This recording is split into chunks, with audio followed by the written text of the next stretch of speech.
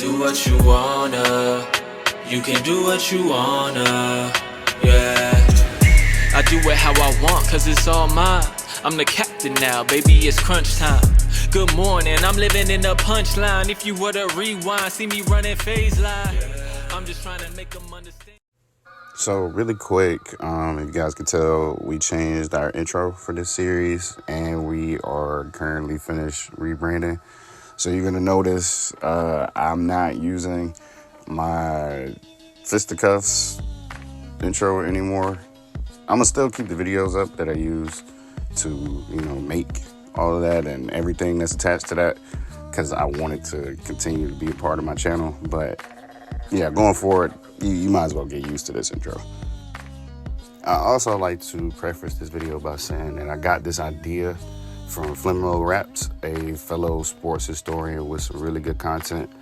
Go check out the reference video. The link is in the description. And go give my man a like and some new subscriptions, because he been going crazy for about 5 years now. So everyone check him out. I'm not going to bite too much off of his video, because he said a lot in his video that I may repeat. But I'm going to try to tell y'all some new things and try to give y'all, some new perspectives. Yeah. Let's just go ahead and jump into this. This is Jamarcus Russell's story. Russell was born in Mobile, Alabama on August 9th, 1985. Anybody knows anything about living in the South knows that football is a custom down here, and Jamarcus, like many young boys in the South, drew to the sport like a moth to a flame. He attended Lily B. Williamson High, a school that's popped out quite a bit athletic talent in multiple sports. And under coach Bobby Parrish, Jamarcus started all 4 years and he never missed a game. This dude was an absolute monster. It's just his freshman season alone, he passed for 2,683 yards on 180 completions and 20 touchdowns. I'd like to add that this was before his teenage growth spurt, which shot him up to his adult height of 6'6" during his sophomore year. And by the time his senior year rolled around, he was a 5-star recruit, according to Scout.com. And he was receiving offers from powerhouse programs such as Florida State and Texas.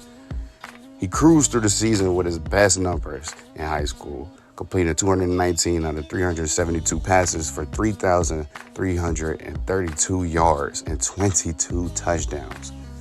He's also showed some scrambling potential, rushing for an additional 400 yards and 5 touchdowns. He racked up a Parade Magazine All-American honorable mention for his performance and his overall high school career total passing yardage of 10,774 yards is an Alabama High School Athletic Association record, a record that's still yet to be beaten. And don't get it twisted, Russell's athletic gifts expanded beyond just football as he played both basketball and threw the javelin in track and field. On National Signing Day in 2003, Jamarcus shocked the world and signed with LSU over Florida State, who were seen as the front-runners to land him. Redshirting his freshman year, this dude looked like a natural coming into his sophomore year as he took the necessary time to learn the playbook and get some extra training. By fall of 2005, he was the starting quarterback for LSU. He led the Tigers to a 10-1 record in the regular season, an SEC Western Division title, and a top 5 ranking leading into the SEC championship game. Jamarcus improved statistically as well from his high school career, connecting on 60% of his passes for 2,443 yards and 15 touchdowns. With an AP All-SEC mention that year, Jamarcus was becoming a household name. And with 2 come-from-behind wins against Arizona State and Alabama, Jamarcus was showing signs of a legitimate field general. Unfortunately, Jamarcus would injure his shoulder in the SEC championship game, and the Tigers ultimately lost the game. He missed the Peach Bowl, but behind backup quarterback Matt Flynn's efforts, LSU would trounce Miami 40-3. Pay attention to that shoulder injury, too. It's significant later on.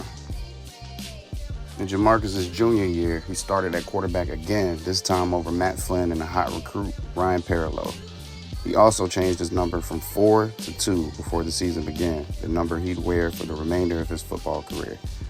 Jamarcus came out on fire for the second season in a row, reeling in 3,129 passing yards for 28 touchdowns and 8 picks, leading LSU to another 10-win season and a BCS Sugar Bowl berth. His most notable comeback win that year was against Tennessee, where he started the game throwing 3 picks, one of which was a pick 6. But that clutch gene kicked in, and 15 plays and 50 yards later, Jamarcus was dialing up early Doucette for a touchdown pass to win the game with less than 10 seconds left, 28-24. In the Sugar Bowl, Jamarcus went absolutely bonkers, accumulating over 350 total yards and 3 combined TDs, bullying the Fighting Irish to a 41-14 win. For his ridiculous game, he was named Sugar Bowl MVP. Russell was named All-SEC over Kentucky's Andre Wooden and Florida's Chris Leak, and he was a Sports Illustrated All-American honorable mention. With these types of numbers and accolades under his belt, Jamarcus was a shoo-in for the draft, and he decided to forego his eligibility and put his name in the 2009 selection. Now, coming out of high school, Jamarcus' size always intrigued scouts and coaches alike, and the access to a weight room pretty much exclusively meant that he was able to add 260 pounds to a 6'6" frame. Combine that with a cannon for a left arm and a sort of sixth sense in the comeback fourth quarter situations, and it was solidified that Jamarcus would be a top 5 pick.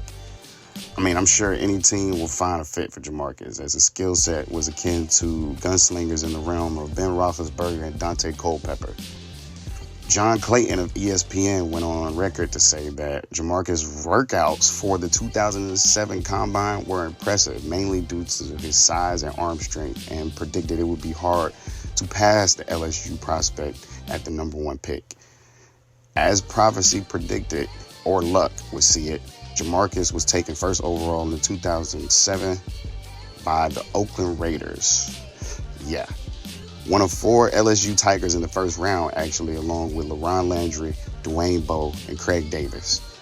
There seemed to be at least one person who wasn't so thrilled with the Raiders' choice, as Matt Millen, former executive and player for the Oakland Raiders, gave a radio interview in 2015 in which he said he warned owner Al Davis not to draft Jamarcus in 2007 due to a bad pre-draft interview. So bad that he was kicked out of Miller's office. Millen is quoted as saying, "I keep talking to him. I ask him some questions. He looks at his watch. I said, 'Yeah, so where you need to be?' And he goes, 'Oh, no. I'm sorry, sir. So sorry.' So I ask him another question. He looks at his watch, and I say, 'You're done. Get out of here.' So I'm done. I can't believe what I just witnessed. And so I call Al. I get on the phone and I say, 'Coach, I don't know what you're thinking, but don't take Jamarcus Russell. Don't take Calvin Johnson, but don't take Jamarcus Russell.'" Matt Millen was also quoted saying he sent him down to the head coach Ronnie Mandel's office, where he was also thrown out. Needless to say, this wasn't the greatest of first visits. And the red flags didn't stop there. After failing to reach a contract agreement with the Raiders, Jamarcus no-showed the training camp, preseason, and the first week of the regular season. Like, come on, man. If I miss a couple of days of work without calling, I'm fired, period. But finally, on September the 12th, he signed a 6-year contract worth up to $68 million, 31.5 guaranteed. New head coach Lane Kiffin had ideas of bringing Jamarcus along slowly to control his development, choosing eventually to debut Jamarcus on December the 7th against the Broncos. Coming in as an injury relief for John McCown, Jamarcus played 2 series, completing 4 of 7 passes for 56 yards. On December 23rd, he threw his first touchdown against Jacksonville, a 2-yard hitch to tight end Zach Miller. He finished that game with 7 completions for 83 yards, 1 touchdown, 3 interceptions, and a lost fumble. During the last game of the 2007-2008 season, Jamarcus made his first career start against the Chargers. He got picked off twice and lost another fumble, all of which was turned into 17 points for the Chargers. He would go on to injure his shoulder again, the same shoulder from earlier in the story, and was relieved by backup Andrew Walter. Jamarcus finished the game with 23 of 31 of his passes completed with 224 yards and 1 touchdown, plus the 2 picks and the fumble. Jamarcus finished his rookie season with 36 of 66 of his targets hit for 373 yards, 2 touchdowns, and 4 interceptions. Very lukewarm numbers for first overall pick for the quarterback graveyard in Oakland at the time. Nonetheless, Lane Kiffin saw promise after the San Diego game and named Jamarcus as the starting quarterback for the 2008-2009 season. Even though Jamarcus played little to none in the 2008 preseason, he did show some promise and improvement to his pocket game. His best game in the preseason came against the Titans, where he connected on 14 of 17 passes for 75 yards and 1 touchdown. He also had an iffy night against Arizona in week 3 of the preseason, going 14 for 28 on completions for 180 yards, no touchdowns, and a pick. So the old Jamarcus was still trying to peek through the shadows. After being named the official starter for opening day against the Broncos, Jamarcus would connect for 17 of 26 passes for 180 yards and 2 touchdowns, giving him a 111.1 passer rating. This all looks wonderful without context, but the Raiders were destroyed by the Broncos, 41-14. The Broncos defense rushed him out of the pocket all night, and the Raiders defense couldn't keep Denver out of the end zone. The next week, the Raiders beat the Chiefs 23-8, but Jamarcus only passed for 55 yards, connecting on 6 out of 17 targets with no interceptions or touchdowns. The Raiders proceeded to go on a 3-game losing streak against the Bills, the Chargers, and the Saints, while Jamarcus stunk up these 3 weeks, only connected for a total of 2 touchdowns. 2 touchdowns, 3 weeks. The next week, Jamarcus and the Raiders beat the Jets 16-13 in overtime, with Jamarcus' 17 for 30 pass completions and 203 yards and 1 passing touchdown being the catalyst for breaking a 4-game home streak. The last drive was a 43-yard push by the Raiders offense, capped off by a kick by Steven Janikowski. All seemed well with the Raiders, but they would go on to lose 4 games straight to the Falcons, Panthers, and the Ravens, and the Dolphins. A week after the Dolphins game, Jamarcus suddenly tapped into his old soul again, leading the Raiders to a win over the Broncos, where he was automatic on 10 for 11 passes for 152 yards and a touchdown. The win put a little swagger back into Jamarcus, and he finished the season with a 3-game win streak off the back of a 6-touchdown, 2-interception period. However, this couldn't erase the Raiders' season woes as they finished 5-11, way out of playoff contention. During the 2009 summer camp in August, Russell was named the starter for the Raiders again. The Raiders also added Richard Seymour, 5-time Pro Bowler who previously played for the Patriots. These moves really weren't that impactful as the Raiders stumbled to a 1-3 record by week 4. Jamarcus was basically non-existent, and his performance in week 5 loss to the Giants sealed his fate as a failed experiment for the Raiders. In the game, Jamarcus threw for a serviceable 100 yards, while also throwing 2 picks and losing 3 fumbles. Oh my goodness, man, deja vu. You'd think the coaching staff would have benched him after that game. But he was given another chance to lose against the Chiefs the very next week, being indefinitely benched after that and being replaced with Brad Gronkowski. Gronkowski immediately made an impact, leading the Raiders to a 4th quarter comeback against the Bengals and the Steelers in the following weeks. Gronkowski had 5 touchdowns in these 2 weeks as well. The next week, however, Gronkowski was injured in a game against the Redskins, placing Jamarcus back in the starting lineup to finish the game. But old Jamarcus managed to lose the game, after which new head coach Tom Cable had enough. 3rd stringer Charlie Frye was named starter, and the next game was against the rivals Denver Broncos. Seemed like football guys were really trying to give Jamarcus a chance, though, as Frye got hurt in the game against the Broncos, and once again, Jamarcus was tasked with finishing the game. He won it for the Raiders this time, but this would be his last game as a Raider, and the Raiders finished 5-11 on the season again. Jamarcus finished the 2009 season with the lowest passing rating, the lowest passing percentage, fewest passing touchdowns and fewest passing yards out of all qualifying QBs in the NFL. Like Flimlo said in his video, there was so much going on with Jamarcus that wasn't even being reported. He lost both of his uncles within a few months of each other, and because Jamarcus's father wasn't exactly active, these two men were his role models, his roots. Anybody who's ever lost anyone significant to you knows what damage this can do to your psyche if left unchecked.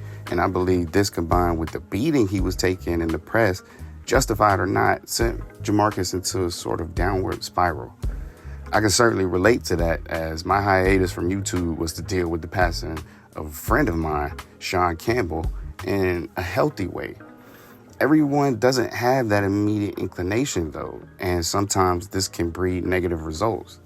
This showed in Jamarcus's play in the 2009 season, and his future in the NFL all of a sudden seemed very grim. Then this happened. Spring camp of the 2010 season saw Jamarcus clock in at 300 pounds. 300. We're talking about an NFL quarterback. 271 pounds, his initial playing weight, was already considered above average. Now the potential future of the Raiders, the future, is clocking in at 300 pounds. This was basically Jamarcus's nail in the coffin, even if reports about his first minicamp performance were pretty positive. Later on in the month, the Raiders traded for Josh Campbell, leaving the Raiders with 5 QBs. Coach alluded to Jamarcus potentially being looked at for the starting spot, but on May 6th, the Raiders released him. He cleared his waivers and became an unrestricted free agent the next day. With the reputation as a player who didn't want to put the work in, Jamarcus's free agency was a string of disappointments. Let's run down all of the events. Oh, boy, stay with me. On May 8th, 2010, Sean Payton of the Saints said that it wasn't the right time to sign Jamarcus, but he believed Jamarcus would get another shot in the NFL. On May 28th, 2010, the Raiders filed a grievance lawsuit for $9.5 million, looking to make the contract advances that were to be paid to Jamarcus through the 2012 season back. His agent came to his defense, stating the money in question was guaranteed. That's why Russell had to hold out and miss all of that training camp as a rookie. The Raiders know that, and this is our only comment. In November of 2010, Jamarcus tried out for the Redskins and the Dolphins for open positions at backup QB. Neither team signed him. On November 15th, Jamarcus tried out again for the Dolphins, this time to replace an injured Chad Pennington.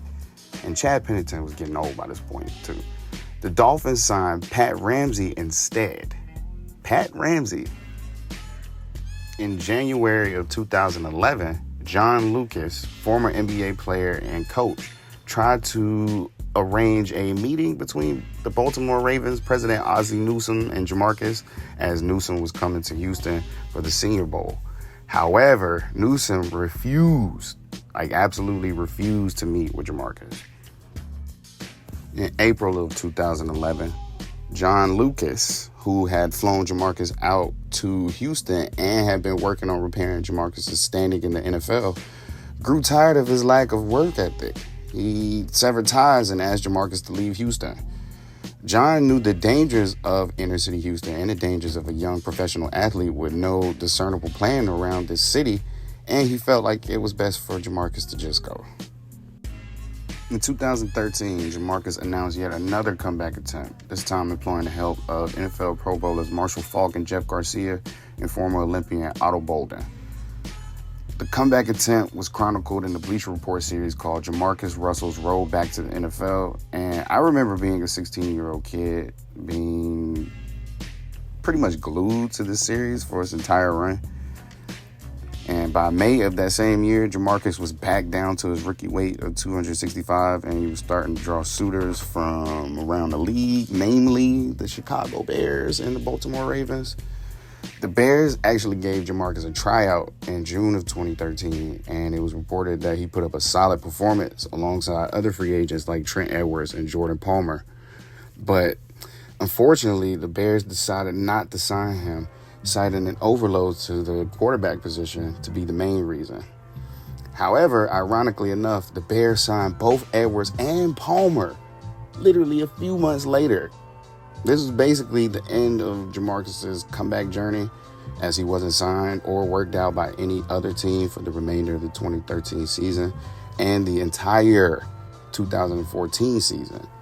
It was also reported that Jamarcus sent a letter to all 32 teams in an attempt to garner one last tryout in 2016.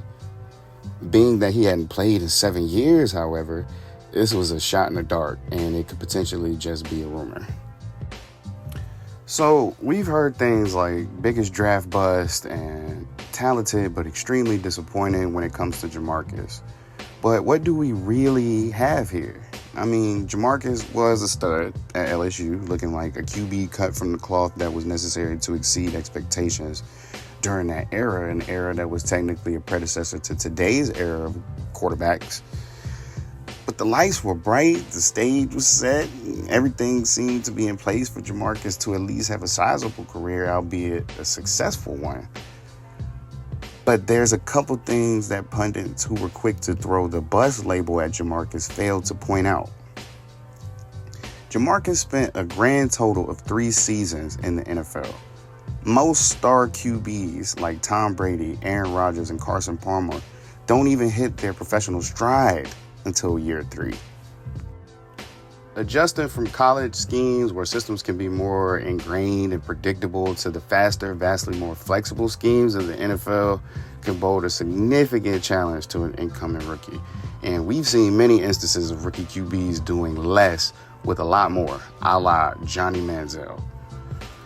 Pundits also failed to mention that the season prior to Jamarcus' arrival in Oakland, the Raiders were the laughingstock of the league, sitting at 2 wins, 14 losses, in a dead last spot in the AFC Western Division. The following seasons after Jamarcus was drafted, the team improved by 3 games, going 4-12 in 2007 and 5-11 in 2008 and 2009.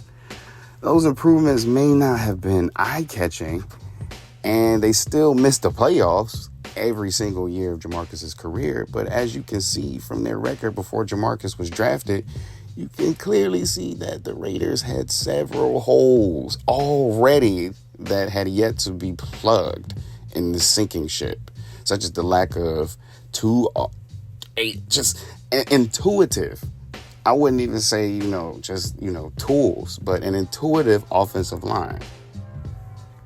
There was also 5 coaches in 5 years.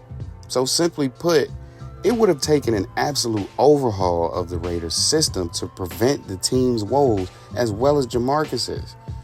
And while Jamarcus had a phenomenal college career and showed flashes of brilliance in his NFL career, even if one person could change an entire NFL franchise, Jamarcus wasn't that person. Was Jamarcus Russell a disappointment in the league? Technically. But it's debatable on whether or not he could be considered a complete, just unequivocal, just the worst bust. I don't know about that. His 3 seasons were tumultuous, but it was just that, 3 seasons. You got guys like Ryan Leaf who pushed out 4 seasons. RG3 who just recently retired. And he was, just recently playing backup for Lamar Jackson. Joey freaking Harrington, who managed to push out 6 seasons. 3 seasons is a very small sample size, especially when you factor in that 1 season he only played in 4 games. Not to mention, he was basically pushed out of the league after the 2010 spring camp incident. And while it definitely wasn't a good look professionally, you have to give Jamarcus a little slack. His team had just endured a 3rd consecutive losing season, and his uncle Ray Ray was murdered. That's a lot for one man to take, and I'm sure the combination of money and bad company led to some poor decisions off the field, and that's something I believe we all can relate to in some shape or form. If you ask me, I feel like Jamarcus shouldn't be considered as a bust, more so a case of what if. Jamarcus managed to carve out a happy ending though. In 2018, he went back to his hometown and began coaching Williamson High School's football team. In an interview with WKRG's Randy Patrick. He talks about his excitement and his contribution to his alma mater's coaching corps. I get a chance to be back on the same field, he says to Patrick. We cried, we bled, we sweat at the same time. For Jamarcus, it's an opportunity to reminisce on his former football glory and a chance to invest in future football hopefuls. I just try to give them the energy that it can happen, he tells WKRG. I'm going to conclude the video with a statement from Jamarcus Russell himself from his Randy Patrick interview. If I had been meant to have a long and prosperous time in the NFL, I would have. But God, He gave me some stuff that I can carry on, that I can give to the kids, youth, grown men, whoever. Like Jamarcus' story, a book is never complete until all of the pages are turned. I just wanted to thank y'all for, tuning in, man. We are growing, man. We're growing fast. Like I was saying at the beginning of the video, you guys can get used to this format as far as Lost Sports History is concerned. That will be the formal title of this series now, too. And I got some more stuff on the way. And with this series, I'm incorporating other sports. So if you aren't as inclined in basketball, you can come here and check it out, man. I'm going to have football. I'm going to have boxing. I'm going to talk about all types of stories that you guys may have never heard. And I'm going to try to tie them back to everyday life. So it's not just you're getting these video essays, but they have life lessons as well.